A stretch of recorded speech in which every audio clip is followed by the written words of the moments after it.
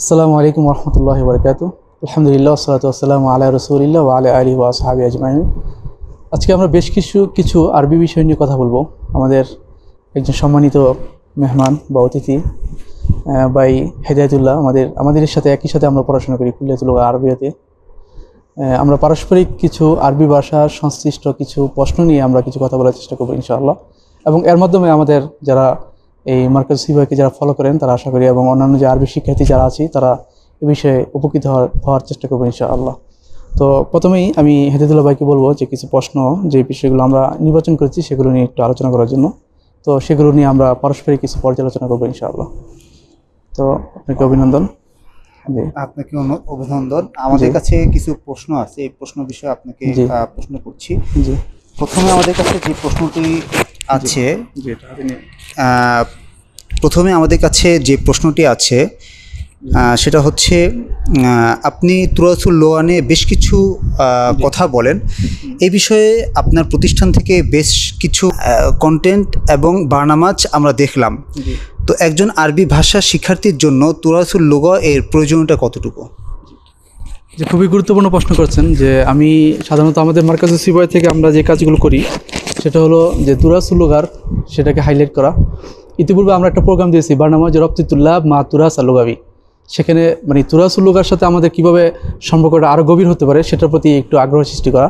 কারণ আমরা এখানে জামি ইসলামিয়াতে মদিনা ইউনিভার্সিটিতে যেটা এখানে পড়লাম সেটা হলো মানে এখানে একেবারে তারা বাইনাল কাদিম আল হাদিস, এখানে তুরাসের যে কিতাব যেভাবে বিস্তারিতভাবে পড়ানো হয় সেটা কিন্তু আমাদের বাংলাদেশে সেটা হয় না। এবং সেখানে আমরা নাহু সরফের যে কিতাবগুলো পড়ে আসছি সাধারণত সেটা হলো কাফিয়া বা হিদায়াতুন নাহু, এই ধরনের কয়েকটি কিতাব সীমাবদ্ধ।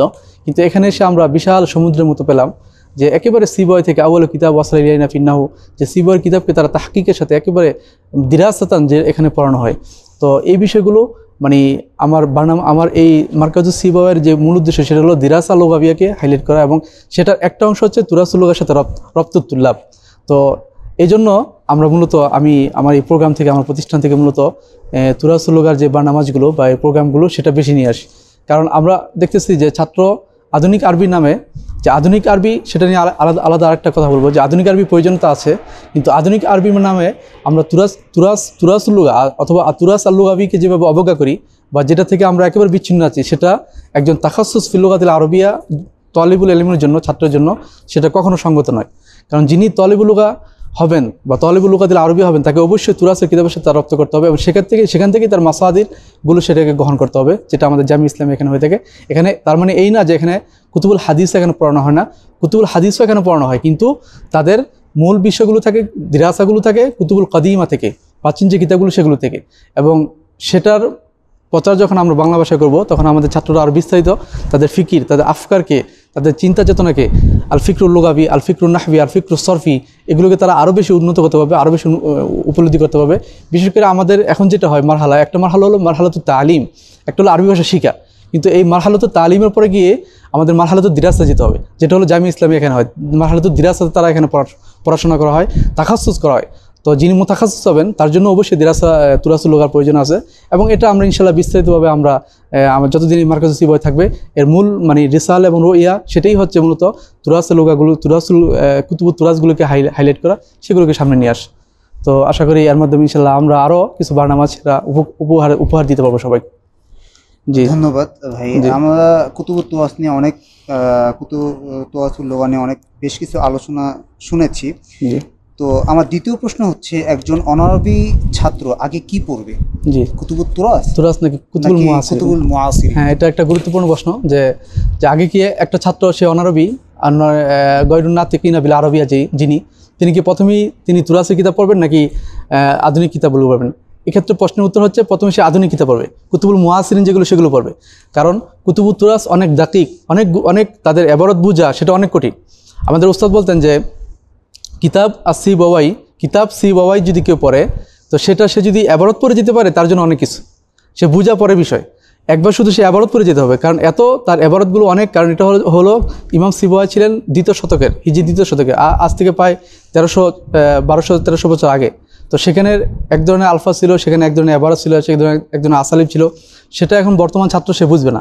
কিন্তু তার জন্য আগে বিশেষ করে যিনি গয়রুন নাতিকিন বিল আরবিয়া হবেন তাকে অবশ্যই কুতুবুল মুআসিরিন যেগুলো আছে আধুনিক যে লেখকগুলো আরব বিশ্বের, যেমন আন্নাহু আল ওয়াফি, তারপরে আত-তাদবিক আন-নাহবি, আরও যে সমস্ত কিতাবগুলো আছে একেবারে সহজ, যেগুলো দুরুসুল তাসরিফ, সেগুলো পড়তে হবে। সেগুলো পড়ে এর পর্যায়ে গিয়ে বা পরবর্তীতে গিয়ে তাকে তুরাসের কিতাবে হাত দিতে হবে। তা আমাদের ওস্তাদের নির্দেশিত যে পদ্ধতি সেটা হলো মানহাজ হচ্ছে, প্রথমে একজন ছাত্র সমস্ত মাসাইল, নাহু এবং সরফিয়া এগুলোকে সে আধুনিক কিতাব থেকে নিয়ে এরপর সেটাকে রপ্ত করবে তুরাসি কিতাবের সাথে।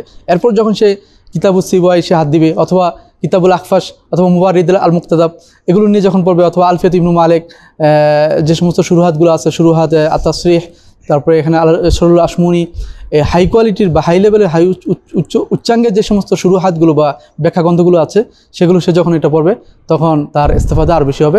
আর এটার মধ্যে উদ্দেশ্য হচ্ছে তার মালাকাগুলোকে সেটা জহির করা। কারণ আমরা যে কুতুবুল মুআসসিরিন যেগুলো পড়ি, হাদিসের যে কিতাবগুলো পড়ি, সেগুলোর সমস্ত বিষয় লেখা হয়েছে কুতুবুত তুরাস থেকে, সেগুলো দেখে দেখে মূলত নকল করেছে। বাকি এতটুকুই তাদের তাদের মাহারাত বা বৈশিষ্ট্য, তারা সেটা লোগাতুল আসর বা আধুনিক যুগের ভাষায় সেটা লেখছে। কিন্তু সমস্ত মাসলাগুলো কিন্তু কিতাবে সিবায়তে আছে, সমস্ত মাসাইলগুলো আপনার মুবারিদের কিতাবে আছে, সমস্ত মাসাইলগুলো এই আলফিয়াত ইবনু শুরুহাত আলফিয়াতে সবগুলো এখানে আছে। উলামা উন্নাহ, উলামা সরফ যারা, তাদের কিতাবে আছে, কিন্তু তারা শুধুমাত্র এটাকে সহজ ভাষায় রেখে নিয়ে আসছে। তো এই জন্য মূলত আমাদের একজন ছাত্রপ্রতি পরামর্শ, সে প্রথমে কুতুবুল মুআসসিরিন পড়বে, আধুনিক কিতাবগুলো পড়বে, সেটার মাসআলাগুলো যখন তার রপ্ত হবে, তার আয়ত্ত চলে আসবে, এরপর সে গিয়ে কুতুবুত তুরাসে হাত দিবে। বাকি কুতুবুত তুরাসকে অস্বীকার করার কোনো সুযোগ নেই। সেটাকে একজন তাখাসুস ফিল লুগাকে অবশ্যই সেটাকে পড়তে হবে, সেটাকে হাতে রাখতে হবে, অন্যথায় সে তাখাসুস হবে না। গায়রুল মুতাখাসিস যিনি অন্যান্য হাদিস নিয়ে পড়বেন অথবা যে তাফসির নিয়ে পড়বেন, তার জন্য এটা কোনো প্রশ্ন না। কিন্তু যিনি আরবি ভাষা মুতাখাসিস হবেন, তাকে অবশ্যই তুরাসের কিতাব হাত রাখতে হবে এবং তুরাসের কিতাব নিয়ে তার গবেষণা করতে হবে। জি, এরপরে মাশাআল্লাহ, আমরা বেশ কিছু তথ্য আপনার মাধ্যমে পেলাম। তো এই মুহূর্তে আসলে মুআজাম নিয়ে কিছু বিষয় আমাদের জানার ছিল। যে আমার যেহেতু তাখাসুস মুআজাম এবং আমি মুআজামকে খুব পছন্দ করি, এবং মুআজামের প্রতি আমার একটি স্বভাবগতভাবে, আমার তবিয়তগতভাবে মুআজামের সাথে আমার তাআল্লুকটা বা সম্পর্কটা আমার বেশি খুব। তো ইনশাআল্লাহ এই ব্যাপারে আশা করি। মা হুয়া আউয়ালু মুআজাম ফিল হাদিস। তো মুআজাম দুই ধরনের, একটা হচ্ছে আল মাআজিম আল কদিমা, একটা হচ্ছে মাআজিম আল হাদিসা। তো মাআজিম আল কদিমাটা সাধারণত আপনার এই একটা বিখ্যাত প্রসিদ্ধ একটা মুআজাম আছে, তাজুল আরুস জাবিদি, মুর্তদা আজ জাবিদি, অনেকে জুবাইদি পরে, এটা ভুল, এটা হলো মুর্তদা আজ জাবিদি। তিনি 11 শতকের তিনি আলেম, তিনি বিখ্যাত একজন আলেম। তো এই মুর্তদা জাবিদির যে তাজুল আরুস, সেটাকে সাধারণত কুতুবুল কদিমা বা মাআজিম আল কদিমার শেষ পর্যায়ে বলা হয়, যে এই 11 শতক পর্যন্ত, অর্থাৎ ইমাম মুর্তদা জাবিদি পর্যন্ত যে তাজুল আরুস যে লোগাতটি, এটার আগে যত লোগাত লেখা হয়েছে একবার খলিল বিন আহমদ আল ফারাইদি থেকে কিতাবুল আইন থেকে নিয়ে। কারণ কিতাবুল আইন হচ্ছে আউয়ালু মুআজামিন কুতিবা ফি তাদবিনুল লুগা, অর্থাৎ তাদবিনুল লুগা, যেভাবে তাদবিনুল হাদিস হয়েছে, কোরআন যেভাবে রচনা করেছে, এভাবে লোগা কি রচনা করা হয়েছে, লোগাগুলোকে তাদবিন করা হয়েছে। তো তাদবিনুল লোগার ভিতরে সবচেয়ে প্রথম যে মুআজাম, আউয়াল মুআজাম শামিল, সেটা হলো কিতাবুল আইন লিল খলিল বিন আহমদ আল ফারাহিদি। সেটা থেকে পরবর্তীতে বিভিন্ন মানাহিজ, বিভিন্ন নজরিয়া, বিভিন্ন মাদারিস সেগুলো প্রচারিত হয়েছে। বিভিন্ন এখানে মাদ্রাসাতুল সুদুর আছে, মাদ্রাসাতুল কাফি আছে, মাদ্রাসাতুল হাদিস আছে, তারপর মাদ্রাসাতুল তাকলিবাত আছে। এগুলো আমরা বিস্তারিতভাবে অন্যান্য ভিডিওতে আলোচনা করেছি। তো মূল কথা উদ্দেশ্য হচ্ছে যে মুর্তদা জাবিদির যে তাজুল আরুস, সেটা পর্যন্ত হচ্ছে মাআজিম আল কদিমা। এরপর থেকে যে মাআজিমগুলো, সেগুলো হলো মাআজিম আল হাদিস হিসাবে উল্লেখ করা হয়। তো এখন যে প্রশ্ন আপনার, যে আউয়াল মুআজাম হাদিস সেটা কোনটা, তো এক্ষেত্রে অনেকে মুতারাদ্দিদ, এক্ষেত্রে অনেকে এটা ইখতিলাফ আছে। কিন্তু সেদিকে সাধারণত জমহুরদের যে মতামত, সেটা হলো যে আউয়াল মুআজামিন হাদিস আও মুআসিরিন ফি সিনাতুল মুআজাম, সেটা হলো মুহিতুল মুহিত লি বুতরুস আল বুস্তানি। বুতরুস আল বুস্তানি তিনি একজন খ্রিস্টান, কিন্তু অনেক আরব বিশেষজ্ঞ মুস্তাশরিকিনদের থেকে অন্তর্ভুক্ত। তিনি যে অভিধানটা লিখেছেন মুহিতুল মুহিত, সেটা হচ্ছে শরহান লি আল কামুস আল মুহিত লিল ফিরুজাবাদি। এই আল কামুস আল মুহিত লিল ফিরুজাবাদি অথবা ফিরুজাবাদি যেটা বলে, ফিরুজাবাদি যে আল কামুস আল মুহিত যে বিখ্যাত অভিধান, সেটা নিয়ে আমরা আলোচনা করবো। এবং এই কিতাবটা হচ্ছে আল মৌসুআ আল ইলমিয়া, একটা অনেক বিষয় এখানে আছে। তো ওই আল কামুস আল মুহিত, এবং বর্তমানে যে মুআজামকে কমুস নাম করে, এটা মূলত ওনার ইসতিলাহ থেকে, ওনার পরিবেশ থেকে আসছে। তো সেই আল কামুস আল মুহিতের মূলত সরহ হচ্ছে মুহিতুল মুহিত। তো এই মুহিতুল মুহিত যে বুতরুস আল বুস্তানি তিনি যে লিখেছেন, এটা লিখেছেন 1869 খ্রিস্টাব্দে। তো 1869 খ্রিস্টাব্দ হলে প্রায় আজ থেকে বলা যায় প্রায় 150 বছর হয়ে গেছে। তো এটা হলো প্রথম মুআজাম, এবং এটা যখন আরব বিশ্বে প্রকাশ হয় তখন তাকাব্বালাহুন নাস বিল কবুল, একেবারে একটা আলোড়ন সৃষ্টি করে। এবং এটা জায়েজা তুর্কিয়া, তখন তুর্কি আমল ছিল, ওসমানী যে সাম্রাজ্য, সেই ওসমানী সাম্রাজ্যের জায়েজা তদানীত যে পুরস্কার, সেটাতে উনি পেয়েছেন লেখক। তো সেই বলা যায় যে এটার একটা খুব গুরুত্বপূর্ণ অভিধান। এবং এটা আরেকটা বিষয় যে এই অভিধানটা হচ্ছে মাআজিম আলফাজ্জার অন্তর্ভুক্ত, অর্থাৎ পৃথিবীতে 7টা মোজাম আছে আরবি ভাষায়, আরবি সিনাতুল মোজামে 7টা মোজাম হলো মাআজিম আলফাজ্জা। মাআজিম আলফাজ্জা হচ্ছে যে লা ইউকাল্লিদ আহাদান, অর্থাৎ এগুলো কাউকে অনুসরণ করে নাই। যেমন আপনি একটা নতুন বিষয় বানালেন, আপনি গাড়ি আবিষ্কার করেন নতুনভাবে, তাহলে আপনি হলেন কি, আপনি মুফতাকির, অর্থাৎ আপনি প্রথম আবিষ্কারক।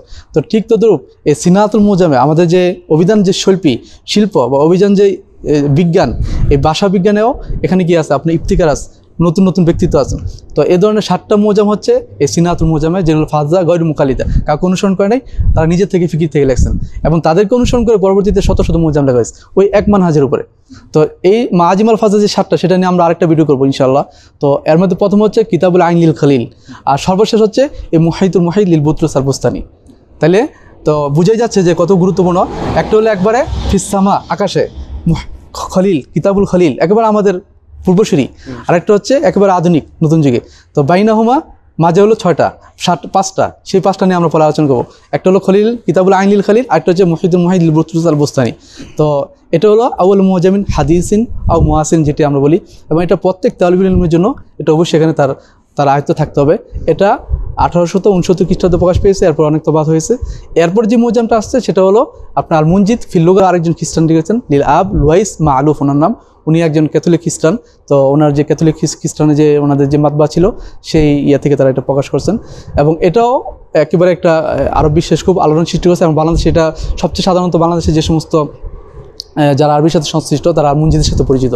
মানে আরব বিশ্বের যে অন্যান্য যে মোজামগুলো আছে, যেমন মুহিতুল মুহিত বা আর রাইদ, অথবা মানে আকরাবুল মাওয়ারিদ, যেটা মানে খুবই গুরুত্বপূর্ণ একটা মোজাম, মতনুল লুগা আলী আহমদ রেজা, এগুলো থেকে সাধারণত আমাদের দেশের মানুষরা আল মুনজিদটা সবাই চিনে এবং অনেকের কাছে এটা আছে জানি। কিন্তু এই মুনজিদের সবচেয়ে বেশি সমস্যা ছিল এই মুনজিদের মাধ্যমে, যেহেতু উনি খ্রিস্টান, এখানে অনেক সমালোচনা সেটা আছে। সেটা হলো যে উনি ইসলামিক অনেক পরিভাষাকে উনি তাকাইর করে ফেলেছেন, পরিবর্তন করেছেন। যেভাবে আমাদের হিন্দুরা আমাদের সমাজে বাংলা ভাষায় এমন কিছু শব্দ চাপিয়ে দিয়েছে যে শব্দগুলো কি আসলে হিন্দু পরিভাষা, কিন্তু মুসলমান সবার সেগুলো চলতেছে। ভাবি, হ্যাঁ, বাপ জমায়, অথবা জল, পশ্চিমা যে, মানে এটা হলো মানে আল গজবুল লুগাবি, এটা হলো ভাষাযুদ্ধ, মানে ভাষা দিয়ে আপনাকে যুদ্ধ করছে। যেভাবে কলিকাতা বা ইন্ডিয়া থেকে তারা আমাদের উপরে অনেক হিন্দুত্ব পরিভাষা চাপিয়ে দিয়েছে, এবং বাংলা অভিধান এটা অলরেডি আছে। তো ঠিক তো ধরবো এই যে আপনার আল মুনজিদ যেটা বললাম, এই কিতাবে কিন্তু সবচেয়ে বড় সমস্যা হলো এটা গয়রু মুতাখাসিসা পড়া যাবে না। এখানে ইসলামী শরিয়া পরিভাষাগুলোকে ইহানাত করা হয়েছে, এবং এটা অনেক কয়েম আছে ইসলামী যে পরিভাষা, সেগুলোকে অনেক বিকৃতি সাধন করেছে। কারণ উনি খ্রিস্টান, ওনার সেই দৃষ্টিতে উনি সেটা লেখছেন, উনি তার ইসলামী পরিভাষাতে লেখেননি। তো এটার জন্য আমাদের এই কিতাব যখন আমরা বলবো, সেখানে আমাদের খুব সতর্কতা থাকতে হবে, সবাই এটা আমরা পড়তে পারবো না, এবং এই কিতাবের রেফারেন্স দেওয়া যাবে না। এই কিতাব ছাড়া আরেকটা আলোচনা করবো আমরা, যে আমরা আমাদের আরব বিশ্বের আরব উলামা বা যারা একেবারে, যেমন কমুস আল মুহিত, আমাদের সামনে কমুস আল মুহিত আছে। কমুস আল মুহিত তিনি ফরুজাবাদে তিনি লিখেছেন। তো ফরুজাবাদে তিনি মৌসুয়া কাবিরা ছিলেন, তিনি একজন তবিব ছিলেন, তিনি লোগাবি ছিলেন, আদব ছিলেন, নাহবি ছিলেন, সরফি ছিলেন, সব কোনো একজনের ভিতরে। তো আল কমুস আল মুহিত যদি আপনি সামনে নেন, এখানে প্রত্যেক কালিমের ভিতরে আপনি এমন বিষয় পাবেন যেটা অন্য কোথাও পাবেন না। এবং উনি ইলমুত্তিব নিয়ে যে আলোচনা করেছেন, আমি এটা আশ্চর্য হয়েছি যে নাবাতাত, আলফাজুল নাবাতাত আর সোনা কিতাবে। তো আলফাজুল নাবাতাত নিয়ে যেমন একটা মনে করেন আপনার তামার, খেজুরের নাখলা অর্থ হচ্ছে খেজুর গাছ। তো খেজুর গাছের ফাওয়াইদ কি, খেজুর গাছের কোন অঙ্গ দিয়ে কোন মনে করেন আপনার চিকিৎসা হয়, সব এটা মানে একটা এক্সাম্পল দিয়ে আমি বুঝাইলাম। মানে খেজুর গাছের বলতেছি না, আরও এমন কিছু উনি নাবাতাত নিয়ে আলোচনা করছেন। এবং এটা যদি কোনো একজন ইলমুত্তিবের ছাত্র যদি দেখে, চিকিৎসা বিজ্ঞানের, সে মনে করবে যে এটা কিতাব ইলমুত্তিব, অথচ এটা হচ্ছে লুগার। তো আমাদের সামনে যদি আল কামুস আল মুহিত থাকে, তাহলে আমাদের মুনজিদ কেন প্রয়োজন? প্রশ্ন হলো এটা। এগুলো আমাদের ফিকির করতে হবে। আমাদের দেশের যে সিলেবাসের ভিতরে আমরা কোন কিতাবগুলো হাতে নিব, এর জন্য এগুলো খিবরার প্রয়োজন। যে আহলুত তাখাসুস যারা, তাদের থেকে এই বিষয়গুলো নিতে হবে যে ভাই কোন কিতাব পড়বো, কারণ সব কিতাব আমাদের সামনে হাতে নেওয়া যাবে না, কেন সমস্যা আছে বিভিন্ন বিষয়। তো যাই হোক, যে আমরা মূল আলোচনা চলে আসি, যে এক কথা থেকে আরেক কথা চলে যাই, সেটা হলো যে প্রথম মুআজাম সেটা হলো মুহিতুল মুহিত, এরপরে যেটা আসছে সেটা আল মুনজিদ ফিল লুগা ওয়াল ইলাম। তো আমাদের আলোচনা লম্বা হয়ে যায়, একটু আমরা ইখতিসার করে সংক্ষিপ্ত করি। তো মাশাআল্লাহ, আমরা আধুনিক অভিধান নিয়ে এবং পূর্ব অভিধান এবং তার মাঝে বিভিন্ন বিষয় নিয়ে আমরা আলোচনা করলাম। তো আমার আরেকটা প্রশ্ন হচ্ছে যে একজন আরবি ভাষা শিক্ষার্থীর জন্য কোন অভিধানটি মানে উপকারী? জি, খুবই গুরুত্বপূর্ণ প্রশ্ন। কারণ একজন ছাত্র যিনি তলবুল লুগাতিল আরবি হবে, বিশেষ করে আমাদের মতো যারা বাংলাদেশি বা নন আরবিক, তাদের জন্য অবশ্যই একটা মুআজাম থাকতে হবে সামনে। কারণ মুআজাম হলো কাসিলা, অস্ত্রের মতো। তো সৈনিক সে যদি যুদ্ধের ময়দানে অস্ত্র ছাড়া যায়, তার যে যেগুলো যে সে যুদ্ধ করবে সেগুলো ছাড়া যদি যে শত্রুর সামনে যায় তাহলে সে পারবে না। তো এই জন্য মোজামটা হচ্ছে এগুলো হচ্ছে কাসিলাহ, এটা অস্ত্রের মতো, এই জন্য এটাকে সামনে রাখতে হবে। তো একজন যিনি তলিবুল লুগাতিল আরবি হবেন আধুনিক, তার জন্য কয়েকটা মোজাম সামনে আসতে হবে এবং এটা নিয়ে একটা ভিডিও করবো আমাদের মাক্তাবাতে। সব মোজামগুলো আমি সামনে নিয়ে বসবো, সেগুলোর সাথে পরিচয় করে দেবো আমাদের তলিবুল ইলম যারা আছে তাদেরকে। তো সবচেয়ে আধুনিক দৃষ্টিতে আমার যেটা সবচেয়ে ভালো মনে হয় একজন ছাত্রের জন্য, সেটা হলো মোজামুল লুগাতিল আরবি আল মুআসিরা।